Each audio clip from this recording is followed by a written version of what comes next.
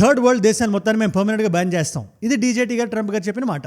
Of course ఆయనకి mood swings ఉంటాయి, ఇష్టం వచ్చినట్టు మాడుతుంటారు, ఇదంతా మనకు తెలిసిన విషయమే. కానీ States where Donald Trump has announced that he will freeze migration from what he called third world countries. Officials will now review the permanent residency status of people. ఇక్కడ ఈ థర్డ్ వరల్డ్ కంట్రీస్ మనం underline చేసుకొని చూస్తే అందులో మన భారతదేశం ఉంటుంది. In fact భారతదేశాన్ని మీరు ఎలా అంటారు థర్డ్ వరల్డ్ కంట్రీ మీరు అన్నా కూడా అది ఫ్యాక్చువల్లీ నిజం. అదేం తిట్టు కాదు, దానికి లాజికల్ ఎక్స్ప్లెనేషన్ ఉంది. మనం ఫటాఫట మాడేసుకుందాం, చాలా క్రిస్ప్గా పెట్టేస్తే వీడియో జాగ్రత్తగా వినండి మీరు. మన వాళ్ళు చాలా మంది ఇప్పుడు అమెరికాలో ఉన్నారు కదా, రకరకాల వీసాస్, ముఖ్యంగా స్టూడెంట్స్.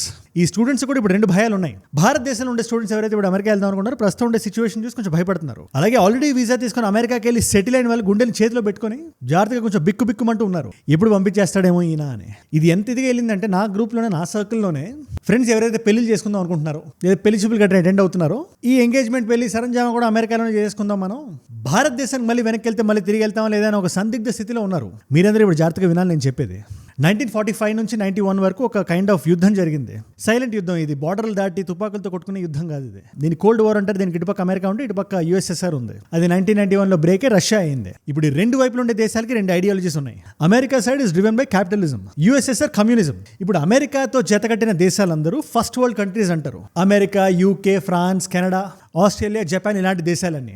రష్యాతో ఎవరైతే చేతులు కలిపారో ఇప్పుడు మీకు ఈ మ్యాప్లో ఈ ఎల్లో కలర్ కనబడుతుంది కదా, వీటిని సెకండ్ వరల్డ్ దేశాలు అంటారు. అంటే ఏదో అమెరికా ఫస్ట్ అని రష్యా సెకండ్ అని కాదు. ఇప్పటిదాకా ఒక థాట్ వచ్చింది, అది జనాలను ఎక్స్ప్లాయిట్ చేస్తుంది. అప్పుడు నమ్మేవాళ్ళు అలాగా, దీన్ని మా కమ్యూనిజం వచ్చి తుడిపేస్తుంది, మా దేశాలు ఇవి అని సెకండ్ వరల్డ్ దేశాలు. ఇప్పుడు ఈ 2 దేశాలతో కాకుండా ఒక కైండ్ ఆఫ్ దేశాలు, ఒక సెట్ ఆఫ్ దేశాలు ఉంటాయి కదా, ఆ దేశాలని థర్డ్ వరల్డ్ దేశాలు అనేవాళ్ళు. సౌత్ అమెరికన్ దేశాలు కానీ, ఆఫ్ఘనిస్తాన్ కానీ, పాకిస్తాన్ కానీ, భారతదేశం కానీ. మీకు ఐడియా వచ్చి ఉంటుంది, ఈ మ్యాప్ చూసుంటే ఇప్పుడు ఇందులో ఆ టైంలో ఏ స్టాండ్ తీసుకునే దేశాల సివిక్ సెన్స్ కానీ, క్లెన్లీనెస్ కానీ, ఆర్థిక స్థితి కానీ, స్థాయి కానీ అంత కరెక్ట్గా లేనందువల్ల నేను చెప్పేది ఆ రోజు మాట. మీరు నమ్మరు, ఒకనొక టైంలో పాకిస్తాన్, భారతదేశం జీడిపి ఆల్మోస్ట్ ఒకే విధంగా ఉండేది. మనం ఎక్కువ వెనక్కి వెళ్ళాల్సిన అవసరం కూడా లేదు. 1970s, 60s ఆ టైంకి వెళ్తే బేర్గా డిఫరెన్స్ ఉండేది, కానీ మరీ అంత ఎక్కువ ఉండేది కాదు. ఇప్పుడు మనం వాళ్ళందరినీ దాటేసి ఒక లెవెల్లో, ఒక స్థాయిలో మనం ఉన్నాం. జీడిపి పరంగా చూసుకున్నా, గ్రోత్ రేట్ పరంగా చూసుకున్నా కూడా. రీసెంట్గా వచ్చింది మీరు చూసే ఉంటారు, సెకండ్ క్వార్టర్ డీజేటీ గారి టారిఫ్లు ఏ మాత్రం ఇసు మంత్ కూడా ఎఫెక్ట్ చూపించకుండా 8.2% గ్రోత్ రేట్ మనం చూసాం సెకండ్ క్వార్టర్లో. ఇదేంటి గ్రోత్ రేట్, దీని పర్సెంటేజ్ ఏంటి, సెకండ్ క్వార్టర్లో ఇది రావడం మనకి ఎంత ఇంపార్టెంట్, ఇదంతా మన వీడియోలో మనం మాడుకుందాం. బట్ దానికన్నా ఇంపార్టెంట్గా ఎవరైనా థర్డ్ వరల్డ్ కంట్రీ ప్రెసిడెంట్ అన్న, ప్రైమ్ మినిస్టర్ అన్న, అది వాళ్ళని అవమానించినట్టు ప్రస్తుతానికి ఫీల్ అవుతారు. అందుకే ఆ పదాన్ని ఇప్పుడు డిక్షనరీ నుంచి తీసి వాడడం మానేశారు. బట్ డీజేటీ గారు వింటారా? ఆయన రాసిన ట్రూత్ సోషల్ పోస్ట్ మీరు ఒకసారి చూడండి. మీరు టెంపరీగా కాదు, పర్మనెంట్ గా నేను బ్యాన్ చేస్తే ఎవరైతే మైగ్రేట్ అవుతున్నారో ఈ థర్డ్ వరల్డ్ దేశాల నుంచి. These are his words. ఇందులో భారతదేశం ఉందా లేదా అని చాలా మంది మాడుకుంటున్నారు. బట్ ఆయన అలా అనడానికి కారణం ఇస్ వన్ ఆఫ్ఘనిస్తానీ గై. మీరు చూడండి ఎంత రెడిక్యులస్ గా ఉంటుంది ఆయన లైన్ ఆఫ్ థింకింగ్. ఎక్కడో వన్ ఆఫ్ సిచ్యువేషన్ పట్టుకొని దాన్ని అందరికీ ఆపాదించేసి మిమ్మల్ని మేము రానేమో, మీ వల్లే జరుగుతుందని చెప్పి మాడుతున్నారు. మొన్న 26 నవంబర్ ఒక చిన్న దాడి లాంటిది జరిగింది. మీ వల్లే జరిగింది, మిమ్మల్ని మేము రానివ్వ అనే మీనింగ్ వచ్చినట్టు మాడుతున్నారు. మొన్న 26 నవంబర్ ఆఫ్ఘనిస్తాన్కి చెందిన ఒక వ్యక్తి తుపాకులతో ఒక దాడి చేశాడు అమెరికాలో. ఆ దాడిలో విక్టిమ్స్ ఉన్నారు, చనిపోయారు. అమెరికా సంతాపం తెలియజేసింది. సారా అని ఒక 20 సంవత్సరాల అమ్మాయి, సారా బెక్స్టామ్ ఆవిడ పేరు, అండ్ ఆండ్రూ వుల్ఫ్. ఇప్పుడు ఈ ఆఫ్ఘనిస్తాన్ వ్యక్తి పేరు రెహమానుల్లా లక్నవుల్. ఈ పేరు గుర్తుపెట్టుకోండి. ఈయన అమెరికన్ వీసా మీద వచ్చాడు ఆఫ్ఘనిస్తాన్ వ్యక్తి. అప్పుడు అమెరికా ఆఫ్ఘనిస్తాన్కి వెళ్ళినప్పుడు వాళ్ళు అక్కడ చేసిన పెంట కానీ, వెనక్కి వచ్చిన విధానం కానీ అందరికి తెలిసిందే అది. కాకపోతే అప్పట్లో అమెరికాకి హెల్ప్ చేసి తాలిబాన్కి అడ్డంగా నిలబడిన ఆఫ్ఘనిస్తానీస్ ఎవరైతే ఉన్నారో వాళ్ళని ఫ్రెండ్లీ అలైస్ అని ఒక స్కీమ్ పెట్టి మరీ రప్పించింది అమెరికా. ఆ వీసాతో వచ్చిన వ్యక్తి ఇతను. ఇప్పుడు అలా వచ్చి ఇలా చంపేశాడు కాబట్టి ఇలా వీసాలతో వచ్చిన వాళ్ళందరూ విలన్సే, వాళ్ళని మేము రానివ్వం అని డీజేటీ గారు ఒక నిర్ణయం తీసుకున్నారు. వాళ్ళు అంటే ఇక్కడ ఎవరు? రెహమానుల్లా కుటుంబ సభ్యుల కాదు, పోనీ ఆఫ్ఘనిస్తాన్ వాళ్ళ కాదు, పోనీ ఆ రీజియన్ లో కజకిస్తాన్, పాకిస్తాన్, ఆఫ్ఘనిస్తాన్ ఈ దేశాలన్నీ కలిప కాదు, మొత్తం థర్డ్ వరల్డ్ కంట్రీస్ అన్నింటినీ నేను బ్యాన్ చేస్తా, ఇదే నా మాటే శాసనం అన్నారు ఆయన. దీంట్లో మనం కొంచెం జూమ్ ఇన్ చేసి చూడాలి. అండ్ ప్రస్తుతానికి మన భారతదేశ పర్స్పెక్టివ్ ని మీ ముందు పెట్టాలి. 50% టారిఫ్లు ఉన్నా కూడా మన GDP growth rate rock solid గా నిలబడడానికి కారణం ఏంటి? అలా 8.2% జీడీపీ గ్రోత్ రేట్ మన సెకండ్ క్వార్టర్ లో చూసినా కూడా ఐఎంఎఫ్ లో మనకి సి గ్రేడ్ రావడానికి కారణం ఏంటి? ఇంటర్నేషనల్ మానిటరీ ఫండ్ అని ఉంది, వాళ్ళు ప్రతి దేశానికి ర్యాంకింగ్స్ ఇస్తారు, గ్రేడింగ్ సిస్టమ్ లాగా మనకి రిపోర్ట్ కార్డ్స్ లో ఇస్తారు కదా, అలా భారతదేశం చాలా కింద రేటింగ్ ఇచ్చారు వాళ్ళు. దాంట్లో వాళ్ళు ఇస్తున్న రీజన్ ఏంటో మనం మాడుకోవాలి, ఎందుకంటే నిజం చేదుగా ఉన్నా మనం తెలుసుకోవాలి. అండ్ ఏషియన్ ఇండెక్స్ కూడా ఒక ర్యాంకింగ్ ఇచ్చింది, మేజర్ కంట్రీస్ కింద భారతదేశాన్ని పెట్టింది. ఇప్పుడు ప్రపంచం మొత్తంలో ఒకే ఒక మేజర్ దేశం ఉంది, 2 సూపర్ పవర్స్ ఉన్నాయి, అమెరికా, చైనా, దాని తర్వాత భారతదేశమే థర్డ్ ర్యాంక్ ఇచ్చింది. సో ఇన్ని కాంట్రరీ ఒపీనియన్స్ భారతదేశం మీద ఉన్నప్పుడు దాన్ని మొత్తం మనం రౌండ్ అప్ వేయాలా వద్దా? అదే వీడియో నేను చేసే ప్రయత్నం చేస్తాను. అండ్ ఇలాంటి geopolitical videos or local గా మనకి జరిగే ఇష్యూస్ కానీ అందరికీ అర్థమయ్యే భాషలో సింపుల్గా ఒక అన్నయ్య మాడుతున్నట్టు, ఒక ఫ్రెండ్ మాడుతున్నట్టు ఒక 10-15 నిమిషాలు వీడియో చేసి మీ ముందు పెట్టేస్తాను. నేను మీలో ఒకండి. దాన్ని మీరు మిస్ అవ్వకుండా చూడాలన్నా, నేను వీడియో పెట్టగానే మీ మొబైల్ ఫోన్స్లోకి వచ్చారన్నా కింద కనబడే సబ్స్క్రైబ్ బటన్ నొక్కి పెట్టేసుకోండి. డన్. అసలు ఈ ర్యాంకింగ్ కాంటెక్స్ట్ గురించి మీకు ఏమాత్రం అర్థం కావాలన్నా 8.2% మ్యాజిక్ ఫిగర్ ఏంటో మీరు తెలుసుకోవాలి. జనరల్గా ఫైనాన్షియల్ ఇయర్ ఉంటుంది, మనందరికీ తెలిసిందే. ఏప్రిల్ నుంచి జూన్ వరకు, జూలై నుంచి సెప్టెంబర్ వరకు, సెప్టెంబర్ నుంచి డిసెంబర్ వరకు, జనవరి నుంచి మార్చి వరకు. దీన్ని first quarter, second quarter, third quarter, fourth quarter అంటాం. మనకి ఫస్ట్ క్వార్టర్ రిజల్ట్ మనం 2 నెలల క్రితం మనం వీడియో చేసి మాడుకున్నాం. 7.6% వచ్చింది, అదే చాలా గ్రేట్ అని. బట్ అప్పుడు చాలా మంది అడిగిన క్వశ్చన్ ఏంటంటే, మనకి డీజేటీ 25% టారిఫ్ పెట్టిందే జూన్ ఎండింగ్ వచ్చేసరికి అది 50% అయింది.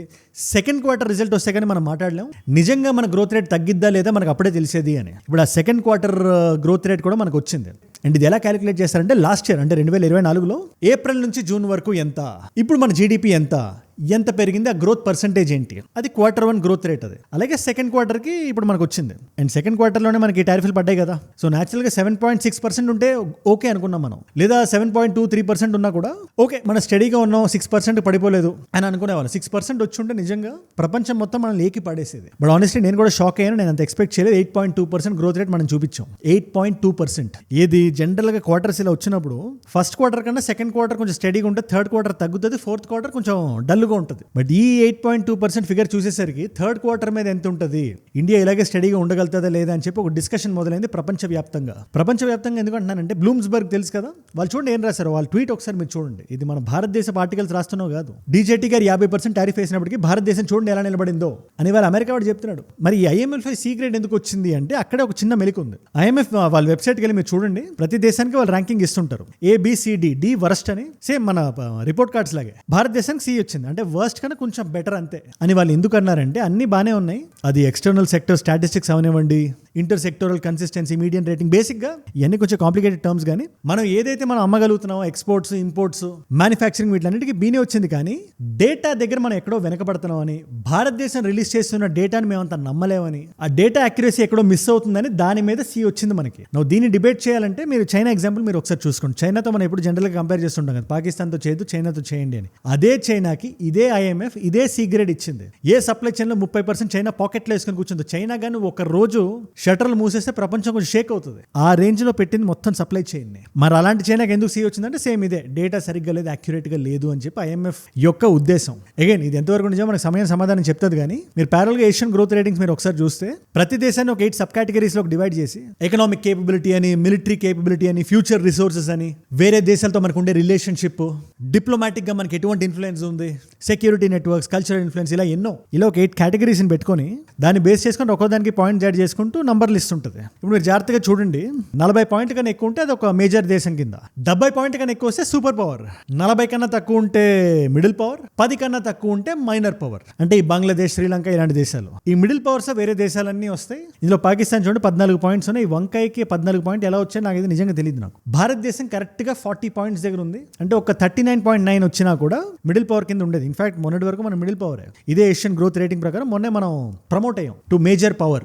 దీనివల్ల మనకు డిప్లొమాటిక్ బూస్ట్ ఉంటుంది. కానీ అసలు సడన్ గా ఇంప్రూవ్మెంట్ మనకి ఎందుకు వచ్చింది, ఈ నంబర్స్ మనకి ఎందుకు వచ్చాయి అంటే, డిఫెన్స్ సెక్టర్ లో మనం చూపించిన ఆ విల్ పవర్ కానీ, ఆ రెడీనెస్ కానీ, మన రియాక్ట్ అయిన విధానం ఏదైతే ఉందో, ఆపరేషన్ సింధూర్ టైంలో ముఖ్యంగా ప్రపంచం మొత్తం చూస్తుంది అని చెప్తున్నాను కదా. ఇది కొంచెం చూడండి, ఇక్కడ రియాక్ట్ అయింది. ఘుస్కే మారనా అంటారు కదా, అది ఎలా అయితే భారతదేశం చూసిందో చూసి కొంచెం ప్రపంచం ఒక సర్ప్రైజ్ లోనే. అది ఒకటే కాదు, జీడిపి గురించి మాట్లాడుకున్నావా, ఇన్ స్పైట్ ఆఫ్ 50%. నేను ఇన్ స్పైట్ ఆఫ్ 50% ఎందుకంటున్నానంటే, ఇప్పటి వరకు బ్రెజిల్, భారతదేశం 2 దేశాలు ఉండే 50% ఏదైతే టారిఫ్ డీజేటీ గారు వేశారో. ప్రపంచం మొత్తంలో 2 దేశాల మీద 50% ఉంటే, మొన్న ఏదో supply chain demand issues create అయ్యి బ్రెజిల్ మీద కూడా చాలా సిగ్నిఫికెంట్ గా తగ్గించారు. అంటే ఓన్లీ భారతదేశం మీద 50% ఉంది. ఇన్ని ధమ్కీలు, ఇన్ని ట్వీట్లు, ఇన్ని మాటలు, వంకే మునీర్తో ఇన్ని ఫోటోలు, షేబా షరీఫ్ రాళ్ళు తెచ్చి అమ్మించుకోవడం, ఇవన్నీ చేసిన తర్వాత కూడా భారతదేశం ఎటువంటి ఎఫెక్ట్ చూపించలేదు. మన సమాధానం మన పనితనంతో చూపించాం మనం. That is the best answer. ఇప్పుడు మనం కూడా వచ్చే ట్వీట్ వేసేసి, లేదు మమ్మల్ని ఎఫెక్ట్ చేయలేరు మీరు అంటే ఎవరు నమ్మరు, నవ్వుతారు. అమెరికా సూపర్ పవర్ కదా అంటారు. అలా కాకుండా కళ్ళు మూసుకొని మన పని మనం చేసుకుంటూ మన జీడిపి గ్రోత్ రేట్లో మన రిజల్ట్ మనం చూపించగలిగితే,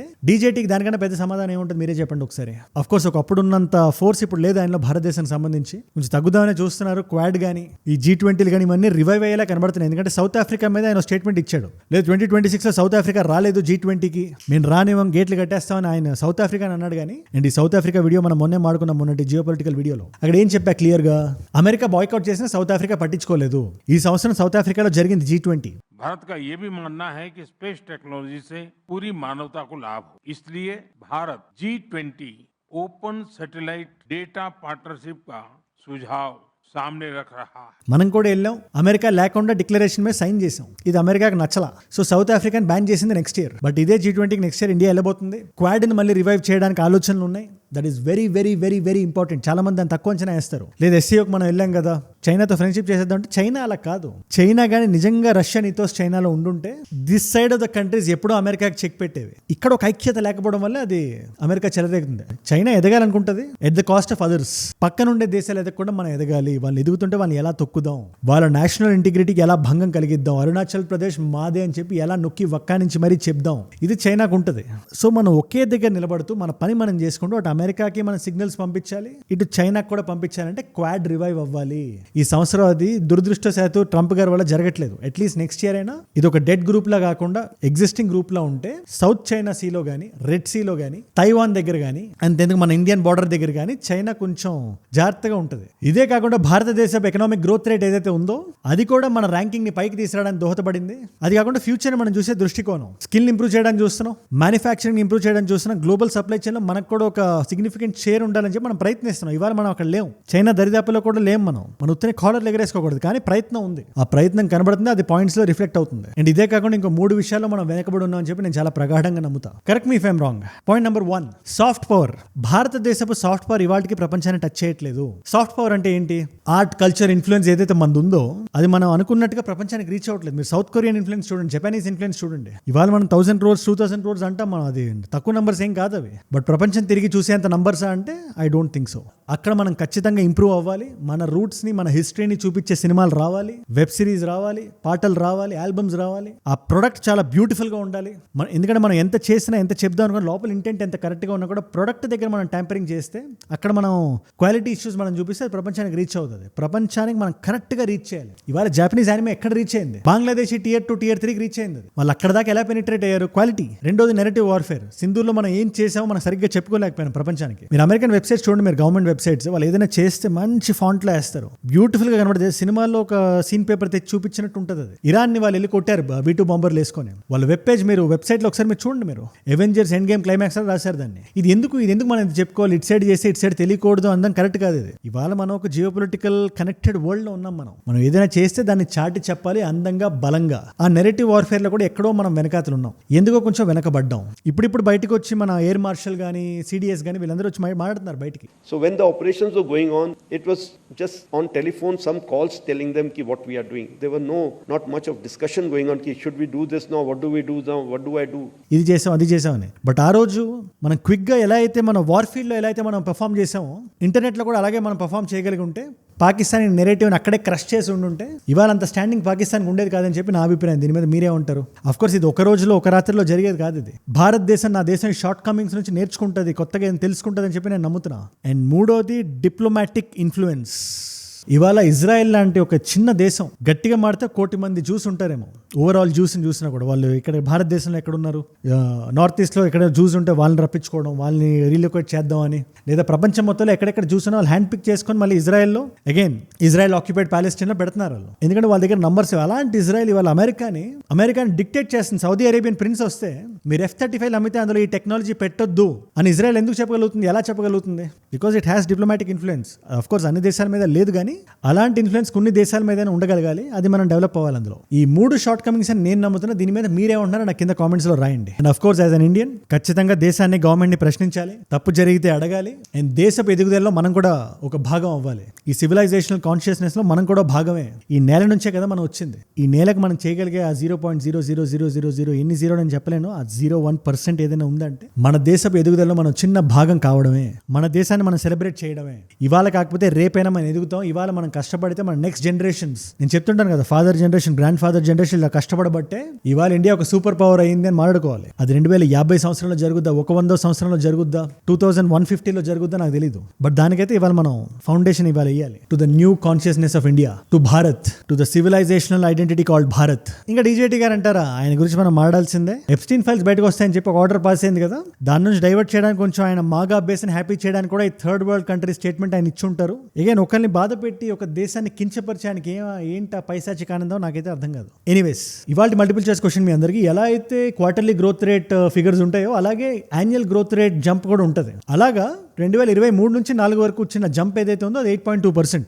2023 to 2024. ఇప్పుడు ఈ జంప్ కి కారణమైన మేజర్ డ్రైవింగ్ ఫ్యాక్టర్ ఏంటి, ఆ డొమైన్ ఏంటి? Option A is agriculture, option B is manufacturing, option C is mining, option D is education. మీకు సమాధానం తెలిస్తే కింద రండి. తెలుసుకుందాం అనుకుంటే ఇన్స్టాగ్రామ్కి వచ్చేసేయండి మీరు. నేను ఇన్స్టాగ్రామ్ అని ఎందుకు చెప్తానంటే, to the core community Instagram is the base. ఎందుకంటే అక్కడ మీరు నాకు వీడియో ఐడియా టాపిక్స్ ఇవ్వచ్చు. మీరు రేపు పొద్దున్న ఈ టాపిక్ మీద మీరు చేయండి, లేదా మా ఇంటి చుట్టుపక్కల ఇది జరిగింది ఇష్యూ, లేదా మా ఊర్లో ఇది జరిగింది సంఘటన, దీని గురించి మీరు మాట్లాడాలి అని అక్కడికి వచ్చి మీరు చెప్పగలిగేది అక్కడ డిఎమ్స్లో ఉన్నాయి. అండ్ ఈ ఛానల్లో ఏదో నేను అనుకున్నది నేను చేయడం కాదు, మీరు చెప్పింది నేను చేస్తాను. మీరే డ్రైవ్ చేస్తారు ఈ ఛానల్ని. అండ్ ఆ డ్రైవ్ చేసే మాధ్యమం ఇస్ ఇన్స్టాగ్రామ్. అండ్ నా లైఫ్లో నా చుట్టూ ఏమైనా జరుగుతున్నా కూడా తెలుసుకోవడానికి చాలా బాగా పనిచేస్తుంది. And aged global and unfiltered అని చెప్పి మనకి we have 2 other channels. We are growing horizontally. మీ నాన్ తెలుగు ఫ్రెండ్స్ కి నా కైండ్ ఆఫ్ వీడియోస్ మీరు షేర్ చేయాలన్నా, fashion grooming life style kind of content మీరు చూడాలన్నా, great channels, be a part of the community, subscribe. And మీరు ఈ పాయింట్ వరకు ఈ వీడియోలో వచ్చారంటే, ముఖ్యంగా జియో పొలిటికల్ వీడియోలో ఈ వీడియోస్ ఇంకా ముందుకు వెళ్ళడానికి మీరు దోహదపడుతున్నారు. మీరు ఇచ్చే వాచ్ టైం, మీ రిటెన్షన్ ఉంది కదా, అది ఎంత మంది కొత్త వాళ్ళకి రీచ్ అవుతుందో తెలుసా? ఆఫీసులకు వెళ్ళే వాళ్ళు, కాలేజీలకు వెళ్ళే వాళ్ళు వెనక్కి వచ్చిన తర్వాత వాళ్ళ కుటుంబాలని, రెస్పాన్సిబిలిటీస్ అని ఇవన్నీ ఉంటాయి కదా, వీటన్నిటితో పాటు ప్రపంచంలో ఏం జరుగుతుందో కూడా నేను తెలుసుకోవాలి, nation first, Bharat first ideology ఉండాలి అనే ఒక ఆలోచనతో ఒక 10-15 నిమిషాలు స్పెండ్ చేస్తున్నారు కదా, దాన్ని మీ కెరియర్స్ మీరు పెడుతున్నారు కదా, ఒక గోల్ లాంటిది, ఒక ఎయిమ్ లాంటిది వస్తుంది కదా, అది it has to reach maximum number of people. మనం మాడే భాష తెలుగు కాబట్టి ఆంధ్ర తెలంగాణలోనే కాదు, ప్రపంచవ్యాప్తంగా ఎక్కడ తెలుగువాడు ఉన్నా కూడా అక్కడ వరకు రీచ్ అవ్వాలంటే మీరు చేయాల్సింది ఒక్కటే, కింద కనబడే సబ్స్క్రైబ్ బటన్ నొక్కి పెట్టి లైక్ చేసి పెట్టేసేయండి వీడియోని, అంతే. సబ్స్క్రైబ్ చేశారుగా, డన్. మీకోసం 2 కాంప్లిమెంటరీ వీడియోస్ పెడుతున్నా. పాకిస్తాన్కి సంబంధించి చాలా న్యూస్ అప్డేట్స్ వస్తున్నాయి. ఒక యుద్ధం ఇస్ ఎమినెంట్ అని చెప్పి కూడా చాలా మంది జియో పొలిటికల్ ఎక్స్పర్ట్స్ మాట్లాడుతున్నారు. దాని గురించి ఎటువంటి అప్డేట్ కావాలన్నా ఆ వీడియో ఇక్కడ ఉంది. లేదు కొంచెం బయటకు వచ్చి I want know what's going on, కొంచెం ఇంట్రెస్టింగ్ ఏదైనా తెలుసుకుందాం అనుకుంటే, ఇసబెల్లా గుస్మన్ కేసు అని చెప్పి చాలా సంవత్సరాల క్రితం కేసు, అది వింటుంటేనే లోపల చాలా ఇదిగా ఉంటుంది. దాని మీద నేను మాట్లాడిన ఆ వీడియో ఇక్కడ ఉంది. మీకు ఏ వీడియో ఇంట్రెస్ట్ ఉంటే ఆ వీడియోని చూడండి. నేను మళ్ళీ మిమ్మల్ని రేపు కలుస్తా. మనందరం కలిసి పెరగాలి, కలిసి ఎదగాలి. Let us all grow together. Let us all rise together. Rise above ignorance, rise above arrogance, rise above hate. Aged అంటే మనం. జై హింద్, జై భారత్, జై ఆంజనేయ, ఓం నమః శివాయ.